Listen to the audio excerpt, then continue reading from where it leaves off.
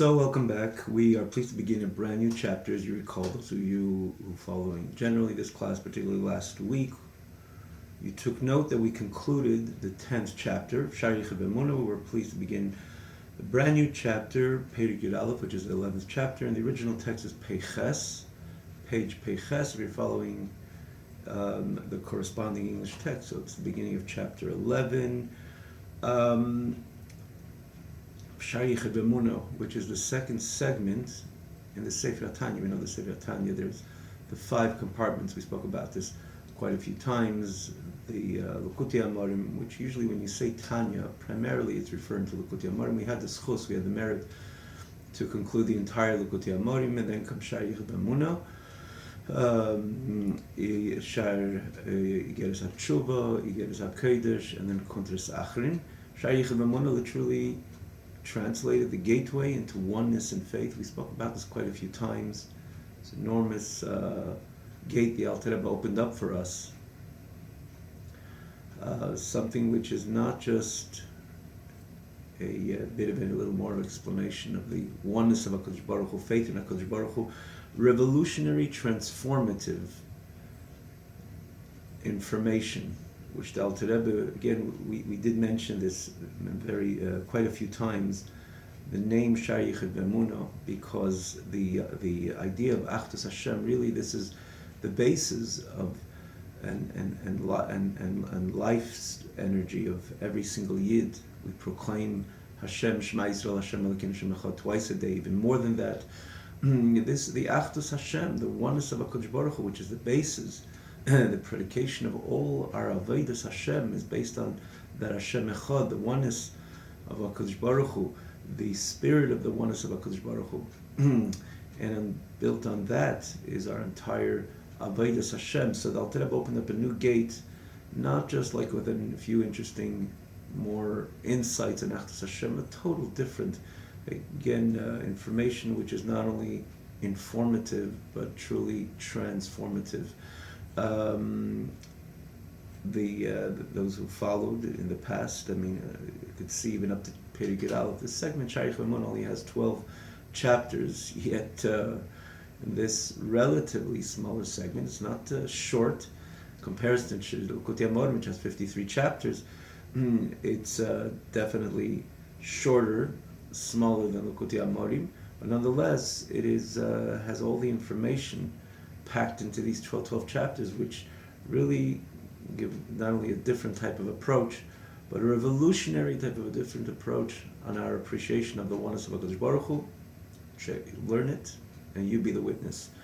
So those of you who are following, and those who you are coming in anew, we always encourage everybody that you always have rather the opportunity to tap into all these classes, particularly in this segment, which we're learning now. I say particularly, which means to pick up on the information that we're learning in Perek Yud Aleph. One needs to generally have an understanding of all the chapters till then. So wherever you're watching it, you have it on the in the Tanya. The original site is the TanyaOnline.com. TanyaOnline, one word, .com. Simple. You have this class. The previous classes are come up. For example, the previous class of the entire Shari Chibemuna, and the previous chapters, which give us the ability to understand and to appreciate Perek Yud Aleph, the 11th chapter, which we're beginning today. And so to all the advantage, again, the other site you would watch it is also, it has the text, but if you go to the original site, the text is on a separate scroll bar. We mention this quite frequently, but namely for the newcomers, it's easy to follow as such. And also all the previous classes come up, and easy to access all the previous classes, and they come up in the same fashion, as such easy to follow.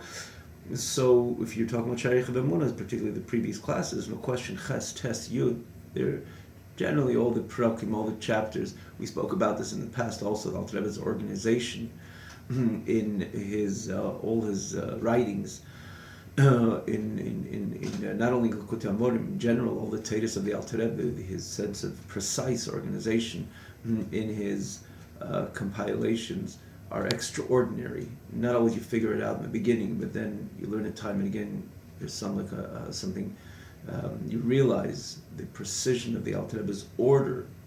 L'Kutei Amorim, the 53 chapters, the sequence of one chapter after the other. It's really extraordinary, and so too Shaykh B'Emunah. All the chapters are really one related to the other, but you could say that Ches, Tes, and Yud are kind of, there's a certain, you can group them together in a certain, from a certain perspective and point of view, and as such, Perek Yud Aleph, in the Talmud, Perek Yud Aleph definitely follows. You see, Perek Yud Aleph begins V'hinei gam asar mamaris. So Ches and Tes and Yud, it demonstrates time and again that that Hashem and His midas are one, but there's that back and forth. On one hand, you can Chas v'Shalom say Hashem is His midas. One of the messages in Alter Rebbe in Ches and Tes. You can't say there's a Chacham, you can't say there's a Chazda, there's a Chanun. Means that you can't define HaKadosh Baruch Hu. He's wise, He's kind, He's graceful. It's not who He is yet. Obviously, there's no other source. Everything comes from HaKadosh Baruch Hu. How does that work? Again, you can see it in the chapters Ches and Tes, and then Yud somewhat says the similar idea that the Ched Midas are not who HaKadosh Baruch Hu is, nor Chochma Bina Das. In other words, the 10 Sfiras, as the Perek Yud Beis conclude, V'la mikol in his midas klal. Chas v'shalom, this is the fine HaKadosh Baruch Hu, and with his 10 Sfiras. For that matter, one of the beautiful insights Alter Rebbe has in the chapter 9, that even to negate HaKadosh Baruch Hu with Chochma, in other words, to say something is so profound, HaKadosh Baruch Hu is so profound that we can't understand Him, in the Lashon Alter Rebbe, it becomes mockery, because any connection and every type of way of relating to HaKadosh Baruch Hu with any of the spheres is absurd. HaKadosh Baruch Hu is beyond that. Yet together with that, Alter Rebbe says HaKadosh Baruch Hu is misiyachid, based on the famous Rambam, Hu v'daite v'chomase, Hu v'daite, basically Hashem is das, and the information that He knows are one, based on the famous proof of the Rambam, elucidated by the Alter Rebbe himself. In the end, they're one. That's why they're called Rosa de Mehenusa. They're secrets of Emunah, because they're spheres of their Emunah. But the whole connection is one big Emunah, because it was transcendent of that. But yet there are spheres. But Yud brings that message even more emphatic, where he says that that's the reason why the Chacham Ha'em is called these the Sfiras is Oires, not to tell us again the message. If you remember, those who joined last week, and those of you, it's a click away actually. If you want to get the spirit of any of these chapters, it's really a few seconds. That not to say that they are, in other words, not to demonstrate so much their presence as Oir Lichtigkeit, which means light. That the light is something very expressional. But the whole point they said, but that's not the reason why they call the Sfiras Eidos. To the contrary, they call the Sfiras Eidos to speak about their being not their being an Eir. That was the message in Yud. The whole point is the Eir, the way it's kol and bottle in the Meir. In other words, where every Eir comes from illuminator.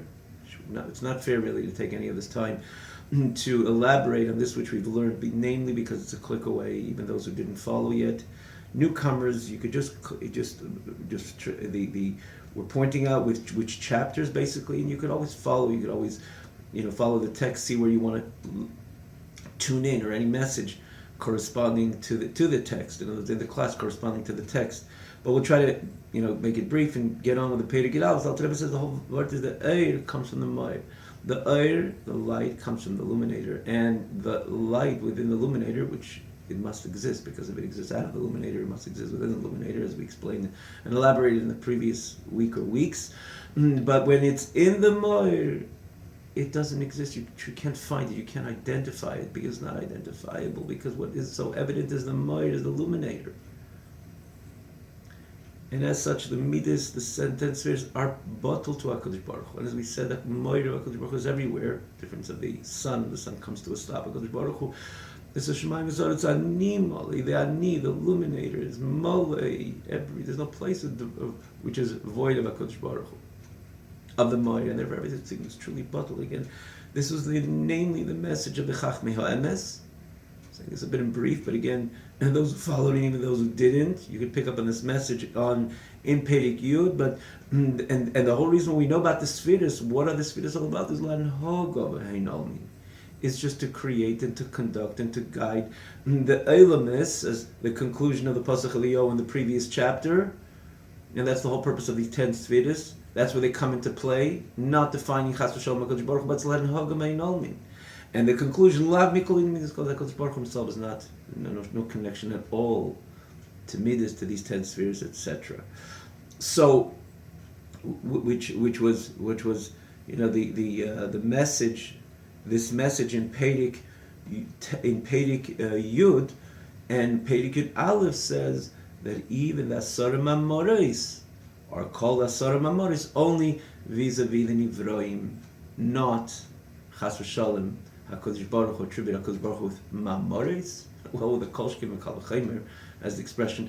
If you cannot attribute HaKadosh Baruch Hu to 10 Sfiras, how much more so you cannot identify HaKadosh Baruch Hu with the 10 Mamoris. Mamoris are extremely much inferior than the Midas themselves. How do we know? Why are we saying that? Obviously, it's so because we could look at our own self, mipsori yechzer leka, like the pasuk says, from our own flesh we could see godliness. We could see the godly dynamic. And how so, by the way? Because it's a pasuk. It says mipsari yechzer leka, so that's why it's so. But the real reason is because nishtal shel mehen, Alter Rebbe writes in the beginning of the 3rd chapter in Lekutei Amorim. Also, click away. Everything which we see by us, it's because nishtal shel mehen, it comes from above. That's why mipsari yechzer leka, we could see how things are on high from our own flesh. Again, it's all part of the kindness of HaKadosh Baruch Hu that He established, the Seder Ishtalshelus, that we can get close to Him via this whole dynamic of Seder Ishtalshelus. We explained it, we spoke about it, or similar to this idea in the past. So we see by ourselves. The 10 Sfiris are much deeper than ma'amorais, my intellect, my emotions. This runs deep within the soul. The intellect even deeper than the emotions. Because intellect produce emotions. Even though it says a number of places, the emotions run deeper than intellect. Alter Rebbe brings it also in Perek, I believe Chav Gimel in Tanya, or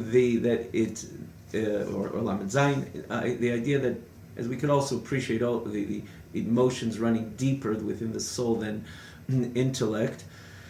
That's why it's harder to deal with emotions, even though intellectually we could always learn about something, convince ourselves about something, and really even proclaim and clarify our conviction. When it comes to midas, it's something which it's harder to deal with, because it runs even deeper than. But generally, on the surface, Chabad, Chacham Bin Das, is this mukir and source of midas. The midas are todas Chabad, they're offsprings, they're produced, and just simple. It's not only because of these terminology. You understand something, you appreciate something thoroughly, you have a drive to it.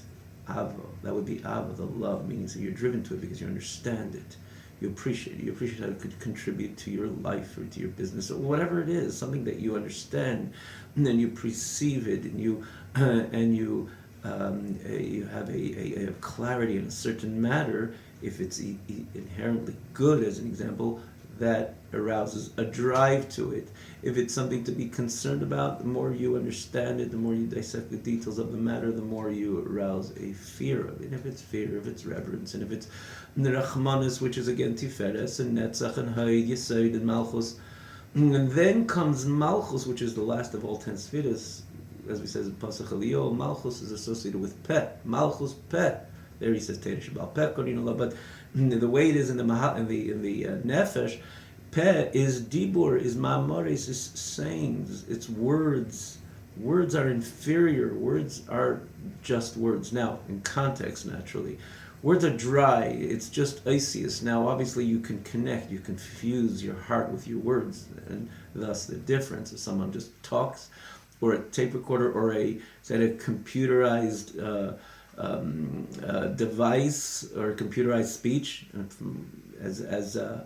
from a device, talk from a device, or talk which is coming dvarim hayotzim min halev. You see the fusion between the heart and those words. The words have contain the passion of the heart. And that's why dvarim hayetzim min halev nichnasim el halev. They enter into the party of the heart of another party, because the reason why it enters so easily, because it has the hard energy which is invested in those words. But not always. Sometimes words are just words. Sometimes even the same person, sometimes they put their heart into those words. Sometimes the words are trivial because the whole message is trivial. As an example, we gave the message the other day. The professor comes in and he gives us an essay and a presentation, and he comes in, he asks someone, hang up my coat. Could you hang up my coat? One who's accompanying, could you take me, hang up my coat? And then he starts his presentation. When one is going to repeat it as an example, he won't say, he started with, could you hang up my coat? No, that's something which is in the onset.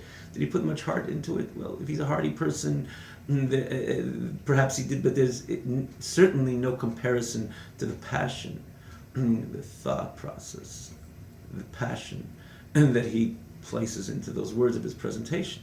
But this is words and that's words. No, but that's just external. That doesn't carry so much weight. Even though when it comes to Talmid Chacham, it says Sichas Chulin Shamid Chacham Tzrichin Limud, because by Talmid Chacham, everything about him, as he is a conduit to the divine. So even things which seem to be external are ultimately not.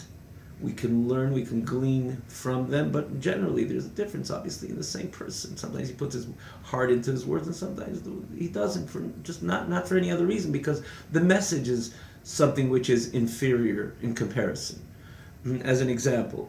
But the idea which tells us also speech is just the end game.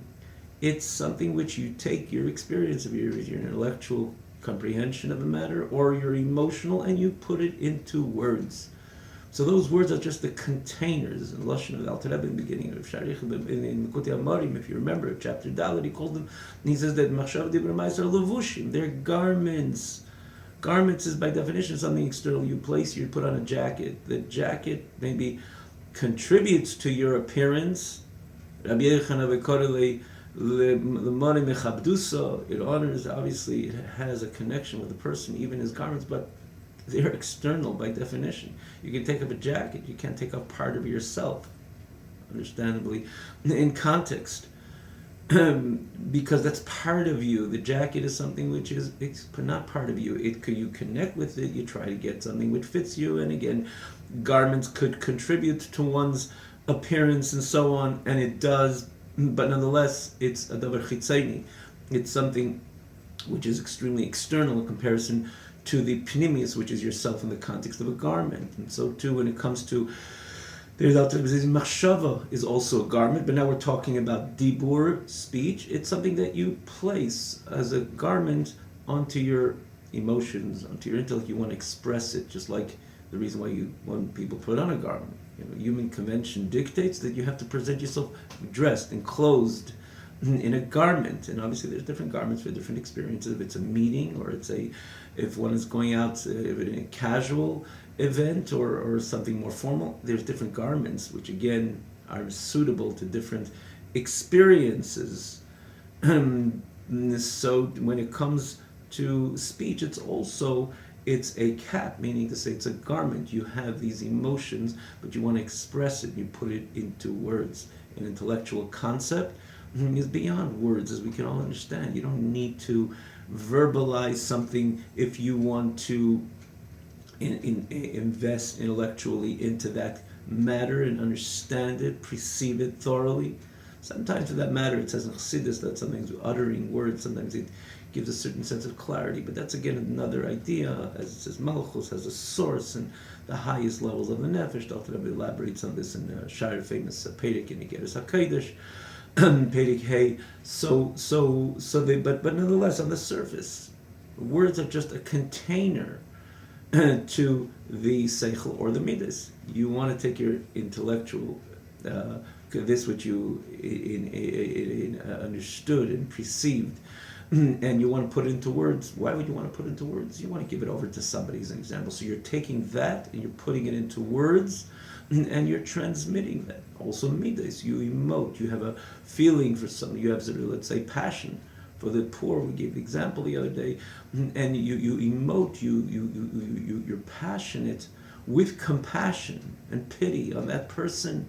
But that's not enough. Sometimes you want to make the difference. In order to make the difference, you put your compassion into words. You say, you can take that loaf of bread. Here is $100 for your to spend on some food, as an example, if someone is in need of food or clothing and so on. So you took your emotions, you put it into words. Is it a good thing? It depends.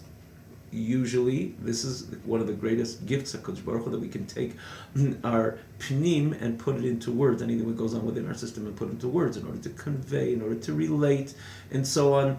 It's extraordinary, this whole idea of speech, and therefore we just don't say, oh, it's just an inferior garment. No, it's not an inferior garment at all, for that matter. None of the garments, each one has an advantage. Action has an advantage over speech, because you're implementing, you're executing the idea in action.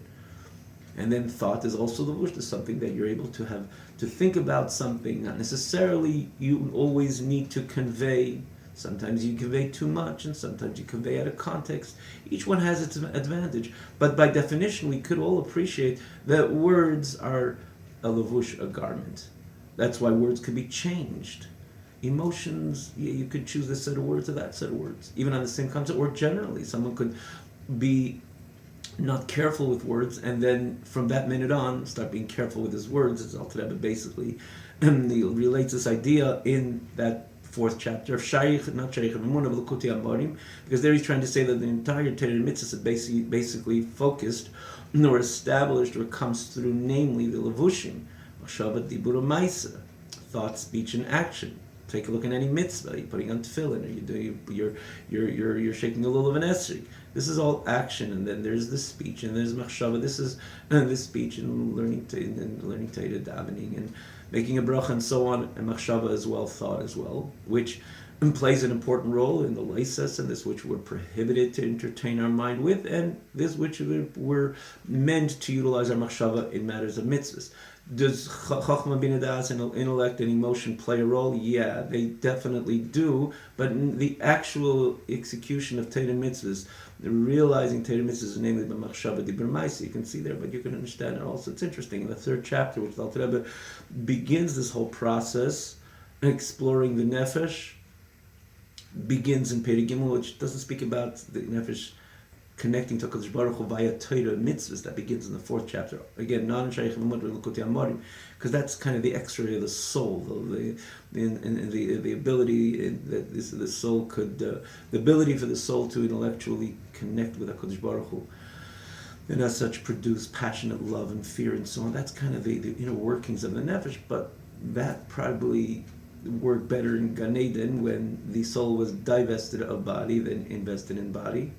And Nefesh Neshama came down to learn Torah and perform Hashem's mitzvahs, which really, that's where Machshava, Dibur, Maisa come into play. Again, you can see that in the context of Avodas Hashem in those 2 chapters, also a click away, Gimel Daled of L'Kutei Amorim. And so, but we could all again understand that Mamores, in other words, sayings, this speech is just something which we invest our inner workings, if it's which we intellectually perceived, or our emotions, we can put it into words. We have the koyach to put it into words.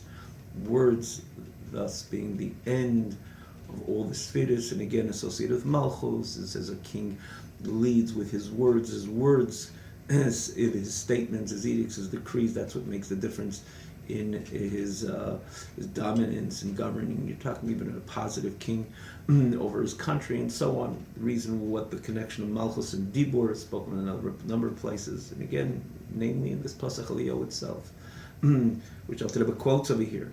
So these Mamores, what Alter Rebbe is coming to say over here in chapter Yud Aleph, these Mamores, known as Asara Mamores Nivra Ha'olam, the world was created with 10 sayings, which is brought in Pirkei Avos, and these are the 10 sayings. If you look at the 1st chapter of Parshas in Chumash Bereshis, which is Parshas Bereshis, you see 10 times Hashem, Vayemer Hashem 10 times. For that matter, it says 9 times. The Gemara says Bereshis Name Maimer. Well, Bereshis is also a Maimer, a saying, and therefore you have 10 sayings. And that's what happens in the first parsha of Bereshit. HaKadosh Baruch Hu Bereshit bara Elokim Yisrael Mitzrayim. HaKadosh Baruch Hu created the world. He created the world with these very 10 sayings. So really, how do we reconcile that with this which we learned last week, or in the previous chapter, that is, that HaKadosh Baruch Hu created the world Chachma, Bin, Das, with his 10 spheres. And every day was an expression of another midah, again in the previous chapter, that is. And then you say created with Asara Mamoris, which is through Malchus, wasn't enough. In other words, the Alter Rebbe even demonstrated articulately the connection of the first day associated with the midah of chesed, of kindness, and the second day of gevura, which is discipline and so on, which is namely the message of last week's class. So what's this Asara Mamoris? Hashem put all that into words? Why did he need to put into words? Apparently, based on what we learned in this previous chapter, and again the saying, it's the medrash which says Asara Dvarim, and Dvarim was not the Mamoris. We alluded to it then as well. Nivra Ha'olam, and with what? Chachma, Tvuna, Das. And explain the world is created by design, and then you have the Chesed the first day, and Gevura the second day, and so on, as it's continued and explained every day associated with another midah. B'sheish Yom As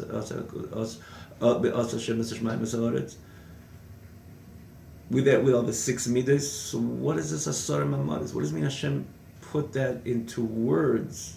Where do the words come in here? And again, words, Mamoris, understandably being inferior to the inner workings of, because the way it is by man, the inner workings are my emotions, my intellect. I put them, I can, not always I need to. I can't put them into words, usually to make a difference. If someone's a teacher, he has to convey this, not necessarily always. There's some, in the context of Torah, if you're talking about it in Torah scholarship, there's something important about putting something into words. Even you're not particularly involved in relating a message, teaching, master-pupil connection, because it's a mitzvah also. The Gemara says in Eruvin, based on the pasuk, you have to utter the words of Torah. Again, that's part of the structure of the mitzvah of Talmud Torah, that we have to put it into words. But usually words are there. One could intellectualize, understandably for himself. Sometimes you can do that without talking. It's sometimes easier. You want to be ma'ayin, you want to look into a taisvus, a gemara. It's sometimes you seclude yourself.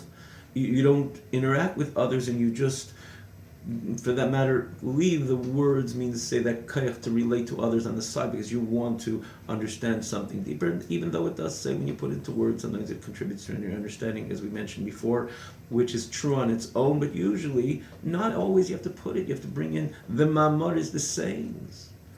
When it comes to emotions, you sometimes your emotions are so raw, and you're so vulnerable as such. Your emotions are expressing itself, beyond the normal measurement. Then sometimes it's even hard to talk. It's hard to put it into words. And when you're able to, the reason why you're doing so is because you want to make the difference. As we mentioned before, some of you could have compassion, in other words, true compassion. Another person says, Avraham Avinu, he was always full of chesed. His heart was booming compassion all the time, in kindness.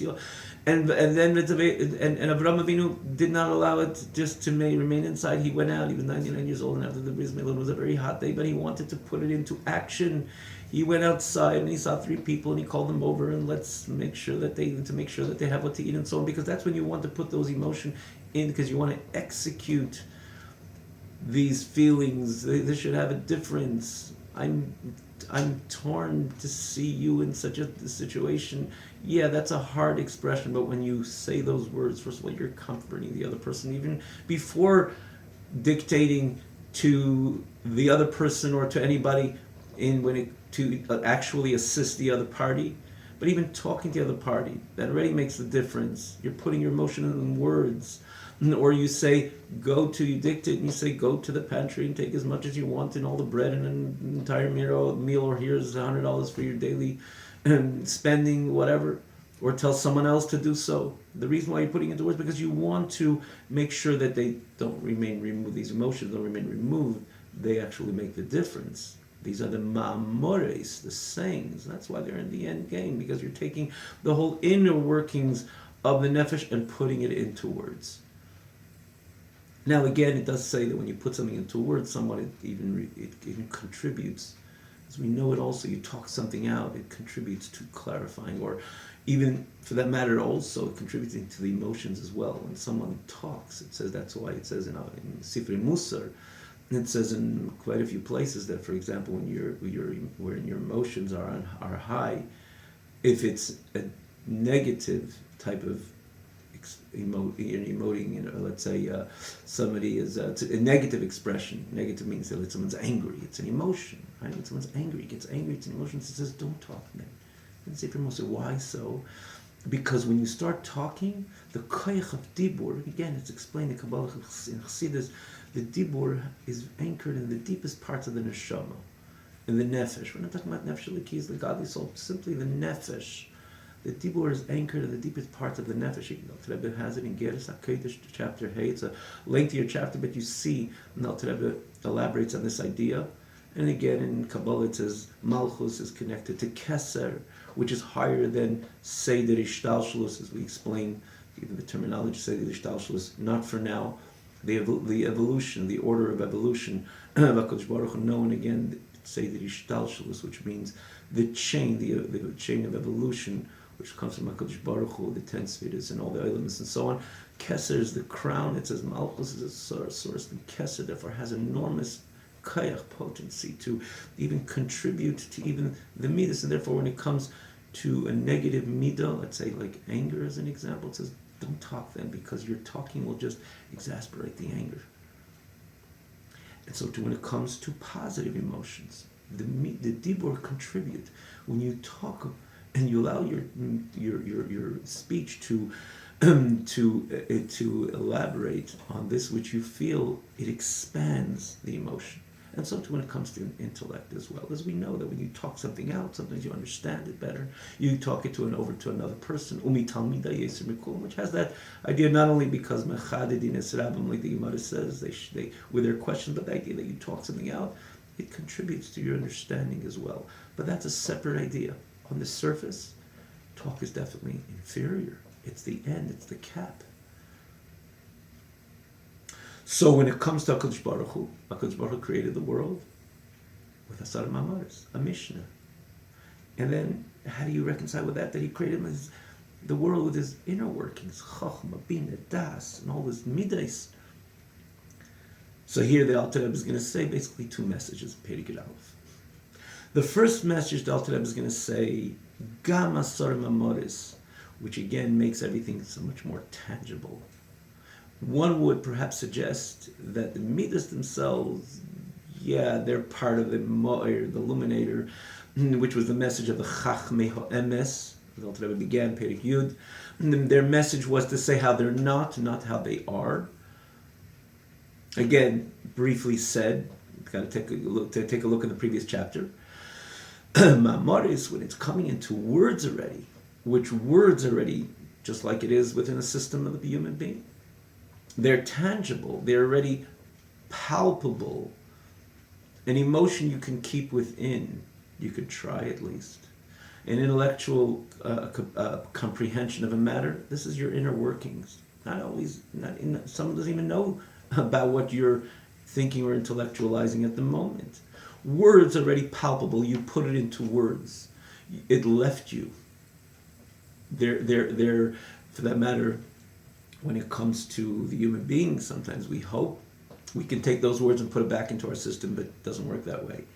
Many people would have loved to retract in certain words they say in history, but once they come out of the system and it's grabbed by others, media, right?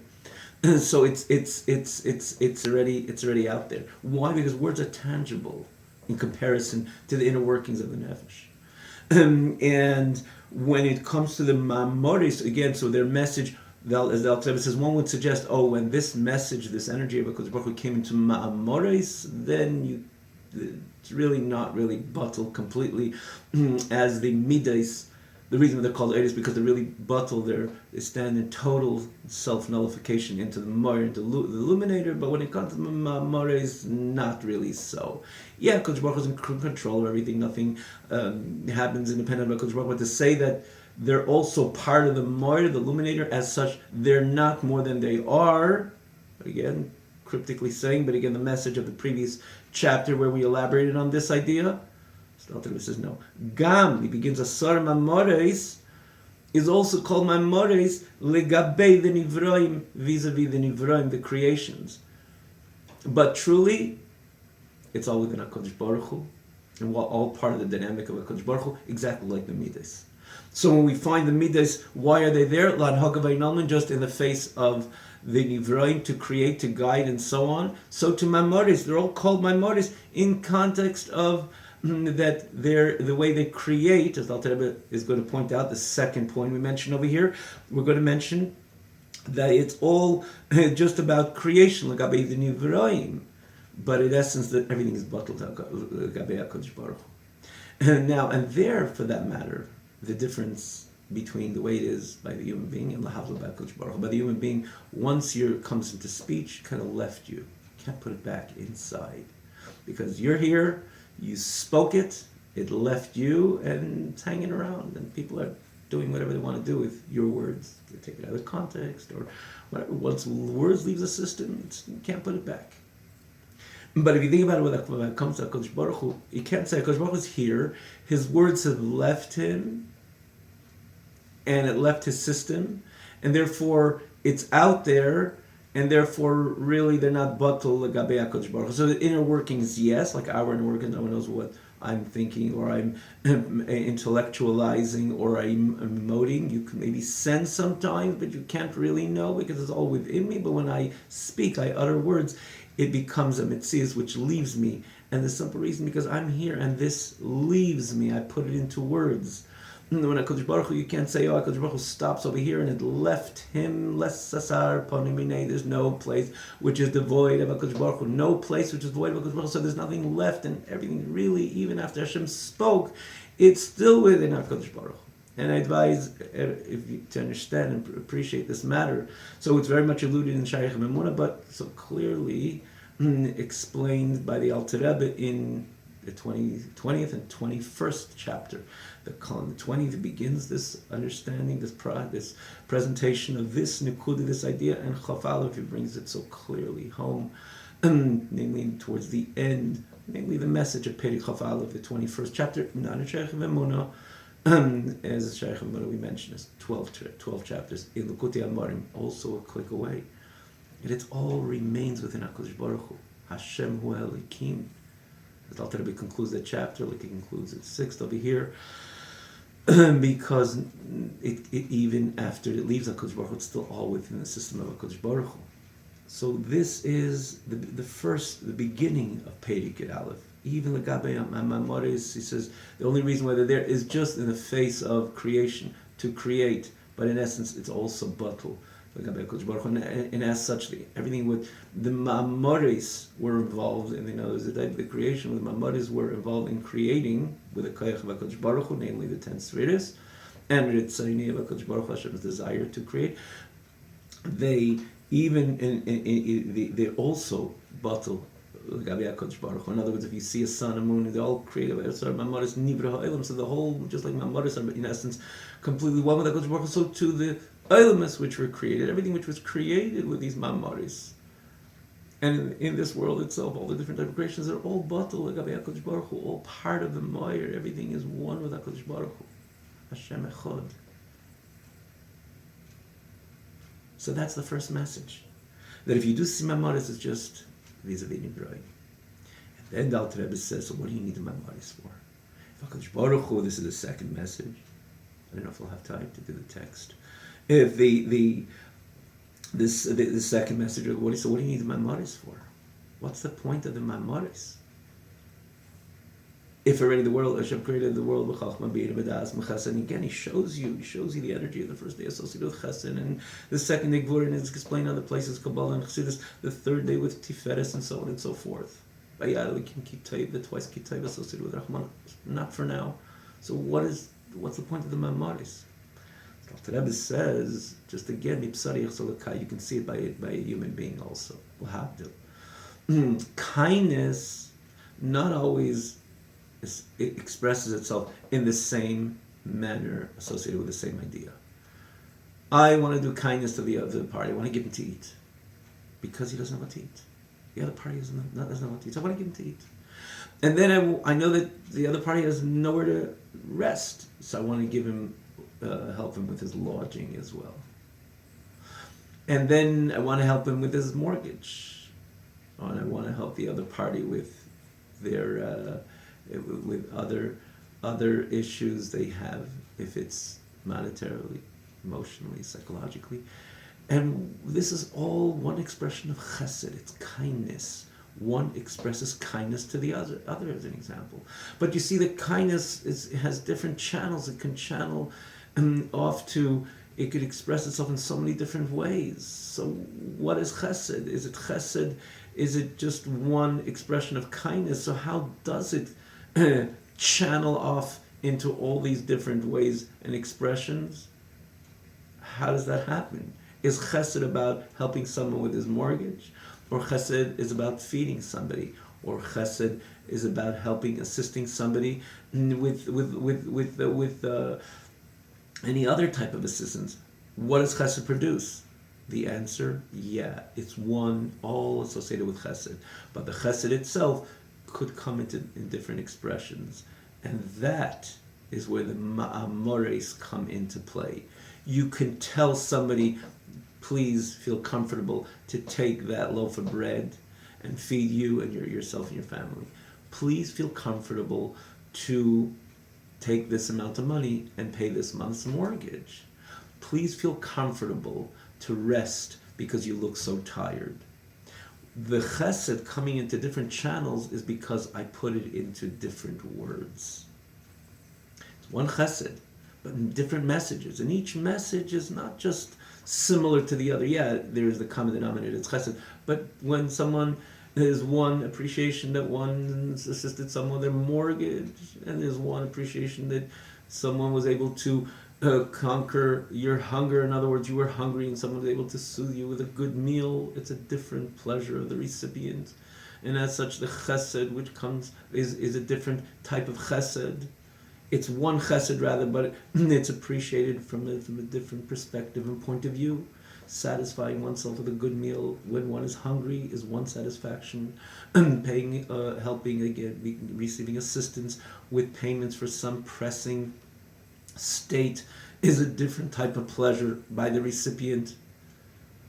By the giver, it's one expression of chesed. But why the difference? The difference is because you put it into different words.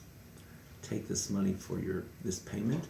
Take this meal to satisfy your hunger. The words, take that chesed, put in a different cap, and as such, a different message, even though the common denominator that it is chesed. So too, when it comes to HaKadosh Baruch Hu, is going to be the message of Perek Yud Aleph, and I can't believe that we didn't have the opportunity even to begin the text. And I hope next week we'll be able to overcome. We always have this challenge: how much should we spend in the present class, recapping the previous class? I hope we will be able to Be'ezus Hashem begin the text of Perek Yud Aleph in the message over here with Alter Rebbe, getting back to the message over here, because from Hashem's chesed, there's so many different creations which came from Hashem's chesed. And Alter Rebbe gives an example: oir and mayim, light, lichtigkeit, comes from chesed of HaKadosh Baruch Hu, obviously. Kindness. You open a light. It's dark in the room. Someone's looking for something. You open the light. You brought comfort to the other person. Lichtigkeit is always an expression, but that's an external expression. Sometimes you close the light if someone wants to sleep. It's not a matter of opening and closing the ideas. Light is chesed. You're extending yourself. You're extending positive energy. You're extending lichtige energy. Positive energy. That's chesed. Mayim, water, is also associated with chesed, besides the fact that water is the chayis of every single person. And it gives chayis to every single person, it gives life to every single person. Water is a crucial staple in the life and energy which makes a person live, a person himself. Even every body, there's so much water which ultimately establishes the person to be a healthy human being. Mayim is chesed. And mayim matzmichim kol minei tainug, like the Alter Rebbe has it in the first chapter of Likutei Amorim, mentioned again other places. Water is a life force. Water is energy. And that's why water is associated with chesed. So what comes from Hashem's chesed? We do see light, we do see water as an example, so how did they both come into being? The Mamoris take the energy of the chesed, like in the example we gave, and divide it. Now Hashem says, Yehi Eir, and then Hashem says there should be water.